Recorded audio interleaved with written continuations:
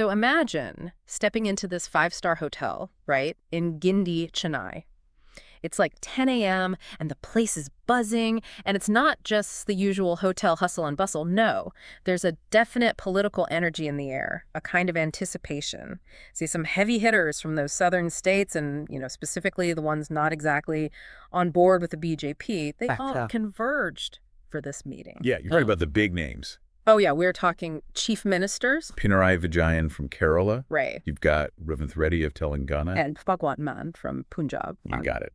And even DK Shivakumar, the deputy CM of Karnataka, he was on his way. Yeah, so this isn't your average political chit-chat over tea and biscuits. Right. It's a strategic gathering called by the DMK and the big elephant in the room. This whole 2026 delimitation thing. Oh, yeah, that five-star hotel setting. It wasn't by accident, It was a statement making it clear how seriously they were taking this. This was high stakes, not some backroom deal-making.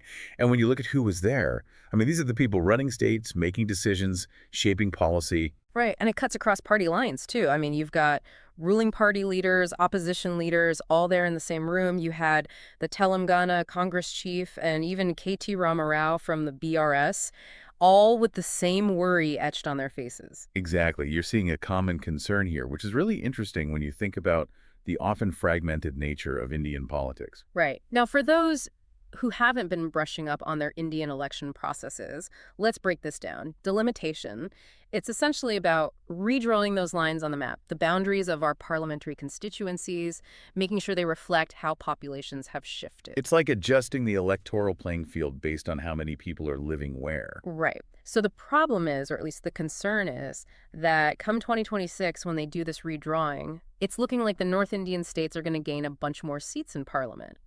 And you don't have to be a political scientist to see why this is making the southern states, and especially states like Tamil Nadu, Kerala, and Telangana, a little nervous. Yeah, it's like imagine your voice in the national conversation suddenly getting a little bit quieter because you have fewer people speaking for you. Right. It's not just about numbers, it's about influence. And the worry is that with fewer MPs representing these states, their ability to advocate for their needs and priorities, well, it takes a hit. Think about it this way. Fewer MPs, less say in national coalitions, potentially less funding and resources being directed their way. Suddenly, it becomes a lot harder to get things done for your state on that national level. Makes sense. So this Chennai meeting, it wasn't just some symbolic gesture. They kicked things off at 10 sharp, and the very fact that these chief ministers, with their crazy schedules, actually carved out the time, well, it speaks volumes. And they didn't just show up and chat. They had a whole 3-hour presentation lined up. 3 hours. Yeah, 3 hours dedicated to unpacking how this delimitation is likely to play out in at least 7 states. This wasn't some off-the-cuff, back-of-the-napkin kind of thing. They came armed with hard data analysis projections. Wow, that's some serious homework. They clearly wanted to show, not just tell, how these new boundaries could actually shake things up. And, to make it even more interesting, you had Uday Srinivas there. He's an MP from Pawan Kalyan's Janasena party. And the Janasena party is? The BJP ally. So here you have someone from a party that's currently aligned with the BJP, sitting there with a bunch of folks who, well, let's just say they don't always see eye to eye with the central government. It does make you think maybe this delimitation anxiety runs deeper than just those states ruled by non-BJP parties. It's like a little crack appearing in the usual political lines, isn't it? Makes you wonder what's going on behind the scenes. Absolutely right. It's a reminder that these fundamental issues, like who gets to speak for you in parliament, they can sometimes make strange bedfellows in politics. And it wasn't just those in the room. Apparently, leaders from West Bengal, they couldn't make it to Chennai, but they sent letters of support to Stalin. That's a big deal, especially coming from West Bengal, a state with its own political weight.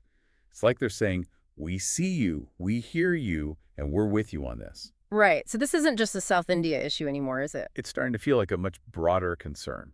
Like maybe other states are also watching this delimitation thing unfold with a similar knot in their stomach. So back to Chennai. It wasn't all presentations and furrowed brows. They meant business. The plan was to wrap up with a formal resolution, a statement, something they could point to and say, look, this is where we stand. This is what we're going to do about it.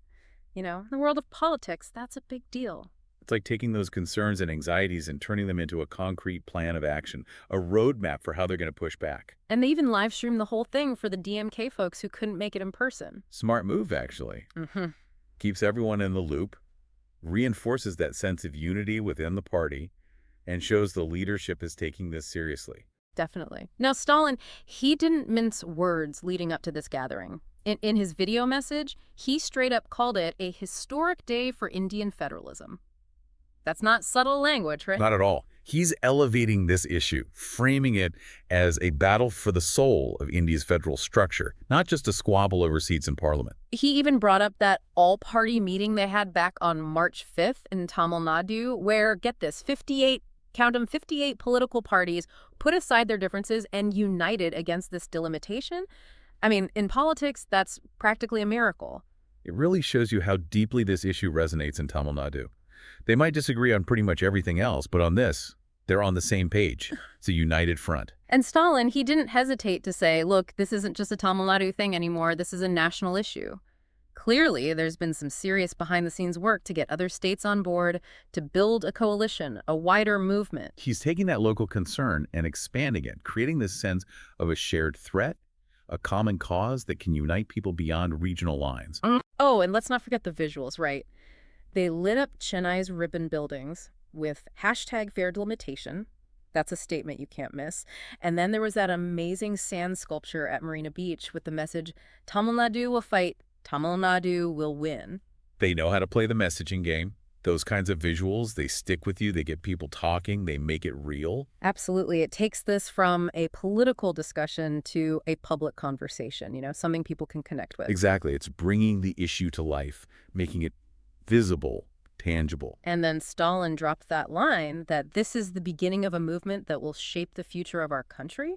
I mean, he's not pulling any punches. He's painting this as a turning point, a moment that could redefine the relationship between states and the central government. And he's making it clear they're in it for the long haul. So what now? What's the next chapter in this drama? Well, Stalin said this first Joint Action Committee meeting was about making decisions and figuring out next steps. They've got a plan, a strategy. They're not just reacting, they're taking control. It sounds like they're playing chess, not checkers. Definitely. And one thing's for sure, this delimitation issue, it's going to be a hot topic from now until 2026, no matter what side of the political fence you're on. It has the potential to shake things up, to rewrite alliances, to make us rethink the very idea of what it means to have a voice in our democracy. Absolutely. This whole thing, it's like watching a political thriller unfold in real time, a battle for power and representation that could have huge implications for everyone. And I think that's what makes this so fascinating, right? It's not just about redrawing lines on a map. It's about the future of our country, about who we are and who gets to decide what happens next. And it makes you wonder, what does it really mean for our nation when the balance of power shifts so dramatically between different regions? The decisions made in Chennai and the actions that follow, they're going to be crucial, not just for those involved, but for everyone. It really underscores the power of seemingly technical processes, right? These things, they can spark movements, they can change the course of history. And in a country as diverse and complex as India, making sure everyone feels represented, that their voice matters. That's not just a political ideal. It's vital for our unity, for our future. Exactly. And as this story continues to unfold, it raises some pretty big questions. How do we balance the needs and aspirations of different regions while staying united as a nation? How do we ensure that our democracy remains truly representative, that everyone has a seat at the table? These are the things we need to keep thinking about, to keep talking about. It's a conversation that's only just beginning, and it's one we can't afford to ignore. So yeah, that meeting in Chennai, it was a lot more than just a meeting. It was a statement, a call to action, and a reminder that the future of our democracy is something we all have a stake in. Absolutely. As we go forward, it'll be fascinating to see how these regional movements impact the national conversation and how India navigates these complex questions of representation and federalism. It's definitely something we'll be keeping a close eye on. Thanks for joining us for this deep dive, everyone. We'll see you next time. Until then, keep thinking, keep questioning, and keep engaged.